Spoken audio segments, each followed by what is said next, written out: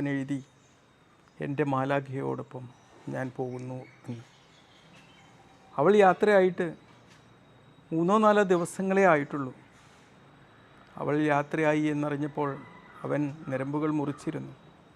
അവൻ്റെ തീരുമാനങ്ങൾ മുറിച്ചു. അങ്ങനെ അവൻ രക്ഷപ്പെട്ടു ആശുപത്രിയിൽ നിന്ന്. പിന്നെ അവൻ ഒളിച്ചോടി. അവൻ്റെ ജീവൻ വീണ്ടും അവൻ്റെ ഉദ്ദേശം അവൻ സഫലമാക്കി. ഒരുപക്ഷെ ആത്മഹത്യ ശ്രമിച്ചപ്പോഴൊക്കെ ഞാനിങ്ങനെ വിചാരിക്കുന്നുണ്ടായിരുന്നു, ആ കുട്ടിയെ എങ്ങനെ ഒരു മരണത്തിൽ നിന്ന് രക്ഷപ്പെടുത്താമെന്ന്.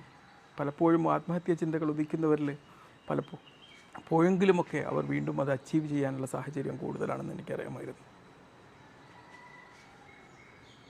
കുറ്റപ്പെടുത്താൻ പറ്റില്ല. ആത്മഹത്യ ചെയ്തവരെ ആരെയും നമ്മൾ കുറ്റപ്പെടുത്താൻ പറ്റില്ല. അവർ മഹാപാപം ചെയ്തു എന്നും പറയാൻ പറ്റില്ല.